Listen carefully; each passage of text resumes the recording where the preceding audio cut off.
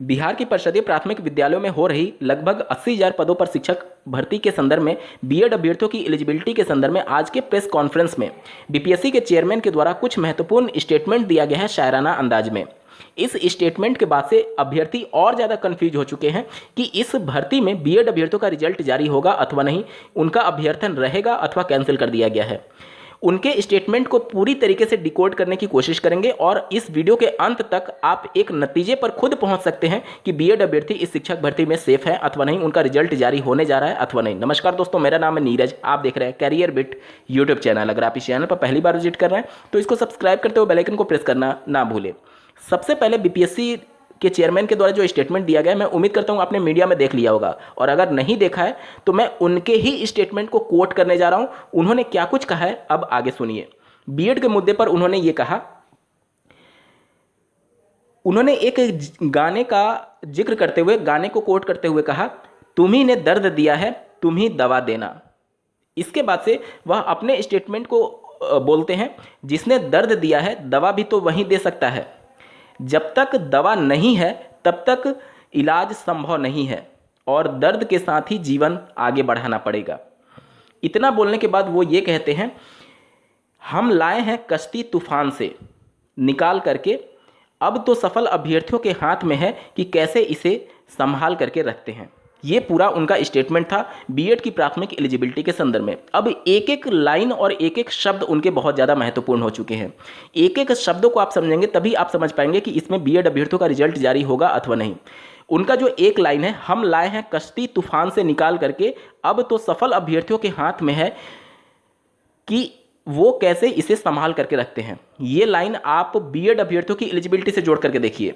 पूरा मामला 11 अगस्त के बाद से बीएड अभ्यर्थियों के अगेंस्ट में है। बीएड अभ्यर्थी प्राथमिक से अपात्र कर दिए गए हैं। उसके बाद इस लाइन को सुनिए, हम लाए हैं कश्ती तूफान से निकाल करके, यानी कि हम बीएड अभ्यर्थियों का रिजल्ट इसमें जारी करने जा रहे हैं, तो सफल अभ्यर्थियों के हाथ में है कि वह कैसे इसे संभाल करके रखते हैं। अब जो बीएड अभ्यर्थियों का रिजल्ट जारी होगा वो उनके हाथ में है कि सुप्रीम कोर्ट से कैसे इसके संबंध में आदेश ला पाते हैं अथवा नहीं ला पाते हैं। क्योंकि अगर सफल अभ्यर्थियों के हाथ में है कि वह कैसे इसे संभाल करके रखते हैं, तो डीएलएड अभ्यर्थी पर तो कोई सवाल ही नहीं है। सवाल किस पर है? बीएड अभ्यर्थियों पर। और बीएड अभ्यर्थियों की एलिजिबिलिटी पर ही पूरा सवाल है 11 अगस्त के फैसले के बाद से। वहीं उन्होंने इसके बारे में जिक्र किया है कि हम लाए हैं कश्ती तूफान से निकाल करके, यानी बीएड के अभ्यर्थियों के एलिजिबिलिटी के संदर्भ में जो पूरा माहौल है, जो क्रिटिकल कंडीशन है, जो निगेटिव बातें हैं, उस तूफान से हम लोग बीएड को बाहर निकाल करके लाए हैं। अब बीएड के जो सफल अभ्यर्थी हैं, जो लिस्ट में आएंगे, उनके ऊपर डिपेंड करता है कि वह इसको कैसे संभाल करके रखते हैं अपनी सफलता को, यानी कि ऑनरेबल सुप्रीम कोर्ट से कैसे ऑर्डर लेकर के आते हैं अपने पक्ष में। उनके कहने का मतलब ये था। मुझे ये चीज़ें समझ में आ रही हैं, आपको क्या लगता है कमेंट करके जरूर बताइएगा, ठीक है। आगे उन्होंने जो ये बातें कही हैं कि जिसने दवा दिया है, जिसने दर्द दिया है दवा भी तो वही दे सकता है, जब तक दवा नहीं तब तक इलाज संभव नहीं। अब इसको फिर से सुप्रीम कोर्ट से जोड़ करके देखिए। सुप्रीम कोर्ट ने ही बीएड अभ्यर्थियों को प्राथमिक में एलिजिबल नहीं माना है, यानी दर्द किसने दिया? बीएड को सुप्रीम कोर्ट ने। यानी दवा कौन दे सकता है? सुप्रीम कोर्ट ही दे सकती है, ना तो राज्य सरकार के हाथ में है और ना ही बीपीएससी के हाथ में है। वही लाइन उन्होंने शायराना अंदाज में ये कहा कि जिसने दर्द दिया है दवा भी वही दे सकता है, यानी जो बीएड को बाहर किया है प्राथमिक से, वही बीएड को अंदर भी ला सकता है। आगे पढ़िए, जब तक दवा नहीं, यानी कि जब तक बीएड अभ्यर्थी प्राथमिक में नहीं आते हैं तब तक इलाज संभव नहीं है, यानी कि तब तक उनका रिजल्ट जारी होने के बावजूद भी वह नियुक्ति पाने के लिए हकदार नहीं होंगे। आगे पढ़िए, दर्द के साथ जीवन आगे बढ़ाना पड़ेगा, यानी कि अगर सुप्रीम कोर्ट से कुछ राहत नहीं मिलती है तो इसी दर्द के साथ कि बीएड अभ्यर्थी प्राथमिक में नहीं रहेगा और सफल होने के बावजूद भी वह नियुक्ति पत्र पाने के हकदार नहीं है, इसी दर्द के साथ उनको जीवन आगे बढ़ाना पड़ेगा। ये स्टेटमेंट उनका पूरा हो सकता है। इसका मतलब ये हो सकता है। अब देखिए, राज्य सरकार की बात करें, आयोग की बात करें, कोई भी इस समय क्लियर कट इंफॉर्मेशन देने से बच रहा है, क्योंकि मामला सुप्रीम कोर्ट में विचाराधीन है और कोई भी राज्य सरकार या फिर आयोग अपने ऊपर ये दोषारोपण पर नहीं लेना चाहेगी कि हम बीएड को बाहर कर रहे हैं या फिर अंदर कर रहे हैं। अगर डायरेक्टली आयोग बोल दे कि हम बीएड को बाहर कर रहे हैं, तो फिर बीएड वाले कैंडिडेट ये कहने लगेंगे कि अभी हमारा मामला सुप्रीम कोर्ट में विचाराधीन है, आप अपने स्तर पर कैसे हमें बाहर कर सकते हैं। अगर डीएलएड वालों का को कह दें कि नहीं, हम बीएड को मतलब कि बीएड को लेकर के रिजल्ट बनाएंगे, तो फिर डीएलएड वाले अभ्यर्थी उनका अपोज करने लगेंगे। यानी कि किसी के भी पक्ष में अगर आयोग या फिर राज्य सरकार खुल करके आती है तो अभ्यर्थी के द्वारा अपोज करना तय है। इसीलिए ना तो राज्य सरकार और ना ही आयोग कुछ भी क्लियर कट इन्फॉर्मेशन या फिर कोई भी स्ट्रेट फॉरवर्ड स्टेटमेंट देने से इस समय बच रही है। लेकिन उन्होंने जो स्टेटमेंट दिया उसका कहीं ना कहीं यही मतलब निकल रहा है। और अगर केवल डीएलएड का रिजल्ट देना होता तो वो क्लियर कट इस प्रकार से शायराना अंदाज में बोलने की शायद जरूरत नहीं पड़ती कि दर्द के साथ जीवन आगे बढ़ाना पड़ेगा, क्योंकि डीएलएड का अगर केवल रिजल्ट आता तो उनके द्वारा ये स्टेटमेंट नहीं दिया जाता कि हम लाए हैं कश्ती तूफान से निकाल करके, अब सफल अभ्यर्थियों के हाथ में है कि वह कैसे इसे संभाल करके रखते हैं। यानी कि डीएलएड अभ्यर्थी जो सफल होते हैं उन पर तो कोई खतरा था नहीं, सफल जो बीएड अभ्यर्थी हैं उन पर तो खतरा है ना सुप्रीम कोर्ट से। वही बातें उन्होंने यहाँ पर कही हैं कि हमने बहुत मुश्किलों से तूफान से निकाल करके बीएड अभ्यर्थियों का रिजल्ट जारी तो कर रहे हैं, लेकिन ये सफल बीएड अभ्यर्थियों के ऊपर डिपेंड करेगा कि सुप्रीम कोर्ट से वह इस मामले को कैसे निस्तारित करा करके अपने आप को पात्र घोषित करते हैं इस शिक्षक भर्ती में। ठीक है, यहाँ तक चीज़ें आपको स्पष्ट हो गई। अब आपके मन में कुछ प्रश्न आ रहे होंगे कि क्या इसकी वजह से कंटेम्प्ट ऑफ कोर्ट का राज्य सरकार पर या फिर आयोग पर लग सकता है क्या? क्योंकि इसके पहले पटना हाई कोर्ट ने क्लेरिफिकेशन दिया, इसके बाद से 3 ऑनरेबल जस्टिस के द्वारा मामला फैसला दिया गया और अब मामला सुप्रीम कोर्ट में विचाराधीन है। यहाँ पर अगर पूरे चीज़ों को आप समझेंगे, जब 11 तारीख का जजमेंट आया था उसके ठीक 24, 25, 26 तारीख को जब परीक्षा होने वाली थी तब उस समय भी ये प्रिडिक्शन किया जाता था कि अगर अब परीक्षा में सम्मिलित कराया जाता है तो आयोग पर कंटेम्प्ट ऑफ कोर्ट लग सकता है 11 अगस्त के फैसले के बाद से परीक्षा अगर बीएड अभ्यर्थियों को शामिल कराया जाता है। लेकिन फिर भी आयोग ने परीक्षा में बीएड अभ्यर्थियों को शामिल कराया। क्यों? क्योंकि उस जजमेंट के कुछ पॉइंट्स को उन्होंने हाईलाइट किया कि जब नोटिफिकेशन निकाला गया था तब तब जो 28 जून 2018 का गजट नोटिफिकेशन था वो लीगल पोजीशन में था और उसी जजमेंट के कुछ पॉइंट्स को उन्होंने आधार बनाते हुए बीएड अभ्यर्थियों को प्राथमिक स्तर की शिक्षक भर्ती में शामिल कराया। अब आयोग के पॉइंट ऑफ व्यू से सोचिए, बीपीएससी के पॉइंट ऑफ व्यू से ये सोचिए कि आयोग ये भी कह सकता है कि अगर हम बीएड अभ्यर्थियों को पूरी तरीके से बाहर कर देते हैं तो फिर मामला जो सुप्रीम कोर्ट में विचाराधीन है ये भी तो कंटेम्प्ट ऑफ कोर्ट हो जाएगा कि हमारे फैसले के बिना आप बीएड को कैसे बाहर कर दिए। मान लीजिए आप 1% अगर केवल मान करके चल रहे हैं कि बीएड अभ्यर्थियों को राहत मिलेगा, लेकिन 1% संभावना तो है। उन संभावनाओं को इनकार करके अगर आप केवल डीएलएड का रिजल्ट जारी कर देते तो ये कहीं ना कहीं बीपीएससी का स्टैंड ये हो सकता है। ठीक है, इस वजह से। और दूसरा आप ये भी समझिए, यहाँ पर 1% ही सही लेकिन बीएड के फेवर में अगर फैसला आने की संभावना है तो मान लीजिए कि जो आयोग बोल रहा है कि हम 72,400 समथिंग जो कैंडिडेट का रिजल्ट जारी करें, अगर वो केवल डीएलएड का होता, आप बहुत ध्यान से सुनिएगा, अगर वो रिजल्ट केवल डीएलएड का होता तो आप खुद सोचिए कि मान लीजिए 1% ही सही अगर सुप्रीम कोर्ट बीएड को अलाउ कर देती बीएड अभ्यर्थियों को बिहार की शिक्षक भर्ती में, तो फिर सभी पद उस समय तक भर चुके होते। क्योंकि मान लीजिए 2-3 महीना, अगर मान लीजिए इनकेस 2-3 महीना लंबा खिंच गया, उस समय तक तो सबको चयनित हो चुके रहते और सब लोग ज्वाइन भी कर चुके होते। तो अब अगर बीएड को अलाउ किया जाता तो वो पद लाते कहाँ से? बीपीएससी कहाँ से पद लाती? राज्य सरकार कहाँ से पद लाती? इस वजह से ये संभव नहीं है कि केवल डीएलएड अभ्यर्थियों का रिजल्ट जारी किया जाए। अब यहाँ पर होगा क्या, ध्यान से समझिएगा। यहाँ पर ये होगा कि आयोग जो है वो 72,000 समथिंग 400 समथिंग जो रिजल्ट की बात कर रही है उसमें कंबाइंड रिजल्ट बनाई होगी, बीएड का भी होगा और डीएलएड का भी होगा। लेकिन वो बीएड के रिजल्ट को होल्ड कर देंगे और डीएलएड जो सब अभ्यर्थी जो मेरिट में आ रहे हैं उनका रिजल्ट जारी करते हुए उनकी सारी प्रक्रिया को, प्रोसेस को आगे बढ़ाएंगे। उनका काउंसलिंग कराया जाएगा, उनका नियुक्ति पत्र दिया जाएगा, उनको ज्वाइन कराया जाएगा, लेकिन बीएड के रिजल्ट पर होल्ड रखा जाएगा उनका कंबाइंड मेरिट बना करके। और जैसे ही माननीय सुप्रीम कोर्ट से कुछ हरी झंडी मिलती है, अगर बीएड के फेवर में फैसला आ गया तो वो कंबाइंड वाला रिजल्ट वो आउट कर देंगे, यानी बीएड अभ्यर्थियों का भी रिजल्ट आउट कर देंगे। और इन केस बीएड के अगेंस्ट में फैसला आता है तो वो बीएड अभ्यर्थियों का वो जो रिजल्ट जो होल्ड पर रखे रहेंगे उनको निरस्त करते हुए बाकी जो शेष पद रहेंगे उस पर फिर से डीएलएड अभ्यर्थियों से सीटों को भर सकते हैं। ये चीजें हो सकती हैं। वैसे आपने देखा होगा कि जब स्टेट ऑफ बिहार की बातें चल रही थी या फिर 13 अक्टूबर को जब मामला चल रहा था तो जो स्टेट ऑफ बिहार के वकील थे उन्होंने साफ शब्दों में पूछा था 13 तारीख को कि क्या हम रिजल्ट की प्रक्रिया पर होल्ड रहेगा या फिर इसको जारी रख सकते हैं।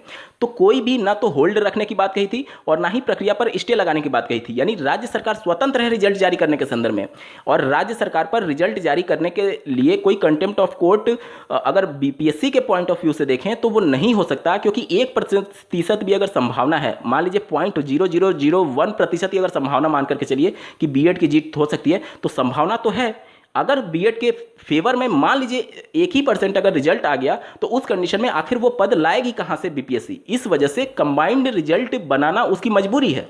मान लीजिए उस समय बीएड के फेवर में फैसला आ गया और 32, 33, 34, 35, 40 जितना भी बीएड वाले अभ्यर्थी चयनित होंगे उनको बाद में कहाँ से पद देगी बिहार राज्य सरकार या फिर बीपीएससी। इस वजह से बीपीएससी की ये मजबूरी है और राज्य सरकार की भी ये मजबूरी है।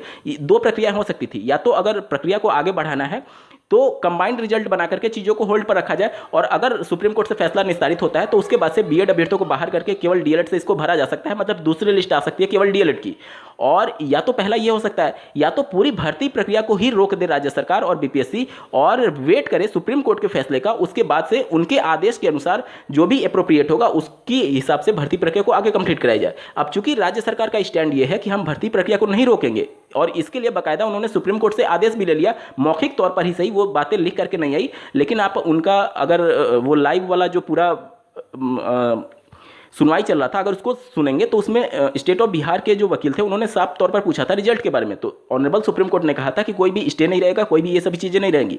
यानी राज्य सरकार स्वतंत्र है रिजल्ट जारी करने के संदर्भ में, और रिजल्ट जारी करने में अगर बीएड अभ्यर्थियों को भविष्य में जाकर के अलाउ किया जाता है तो आखिर वो पद लाएंगे कहाँ से। इस वजह से बीएड अभ्यर्थियों को कंबाइन करते हुए रिजल्ट बनाया जा रहा है, और बीएड अभ्यर्थियों का रिजल्ट वो भले प्रदर्शित कर दे या जारी कर दे या ना जारी करे, लेकिन उनका होल्ड पर रख दिया जाएगा। जब सुप्रीम कोर्ट से मामला निस्तारित होगा उसके बाद ही उस पर फैसला लिया जा सकता है। ठीक है, ये बातें हो सकती हैं।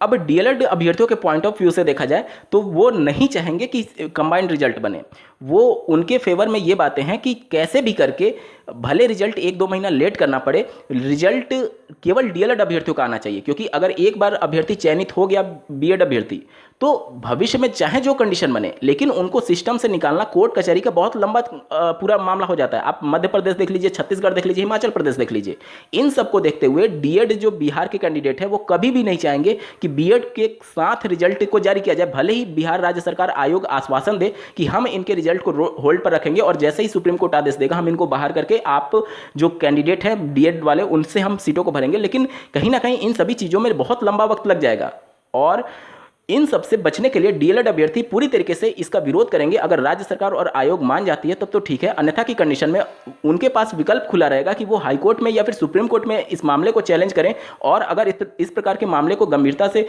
हाई कोर्ट या फिर सुप्रीम कोर्ट लेती है और अगर पैरवी ठीक तरफ से दोनों तरफ से की गई तो निश्चित तौर पर जो सुप्रीम कोर्ट है या फिर हाई कोर्ट है जहां पर भी ये मामला जाएगा वहां पर फिर से ये विचार होने लगेगा कि जब तक मामला निस्तारित नहीं हो जाता क्या पूरी प्रक्रिया पर होल्ड लगा दिया जाए, क्या पूरी प्रक्रिया पर रोक लगा दी जाए, स्टे लगा दी जाए। इन सभी बातों पर विचार हो रहा होगा अगर ये मामला कोर्ट में जाता है।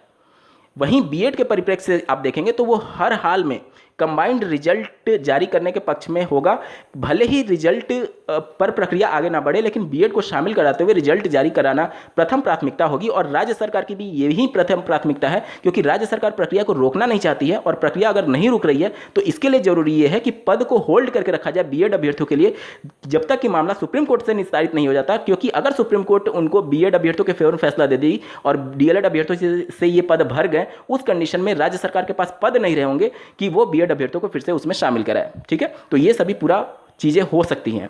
इसके बाद से बहुत सारे अभ्यर्थियों का ये प्रश्न हो सकता है कि अगर बीएड वाले अभ्यर्थी भी रिजल्ट में शामिल हैं तो फिर पूरी सीटें क्यों नहीं भर पाएंगी। इसको ध्यान से समझिएगा। प्राइमरी के लिए 3 प्रकार की सीटें हैं, सामान्य, उर्दू और बांग्ला। इनमें से आप देखेंगे कि बिहार में जो कैटेगरी वाइज जो सीटों का बंटवारा है, मान लीजिए अगर किसी एसटी महिला की सीट नहीं मिल पा, एसटी महिला का कोई सीट है, मान लीजिए कि 100 ही सीट है और उसमें केवल 2 ही एलिजिबल एसटी महिला मिल पाई, तो 98 सीट जो बचा उस पर पुरुष तो जा नहीं सकता, उस पर ओबीसी की महिला भी नहीं जा सकती, अन्य कैटेगरी की महिला भी नहीं जा सकती और पुरुष तो बिल्कुल भी नहीं जा सकता। तो 98 सीट आखिर भरेगा कैसे, वो पॉसिबल ही नहीं है। तो वो सीटें जो कैटेगरी वाली हैं वो बच सकती हैं। इसके अलावा आप उर्दू देख लीजिए, बांग्ला देख लीजिए, उर्दू के लिए भी बहुत अच्छी खासी सीट है। अब उर्दू के लिए जो क्राइटेरिया है जो फुलफिल करेगा वही तो उसमें एलिजिबल होगा। आप केवल सामान्य सीटों को 80,000 मत समझिए, सामान्य की केवल 67,000 सीटें हैं, बाकी उर्दू और बांग्ला को मिलाकर के टोटल लगभग 80,000 पद हैं।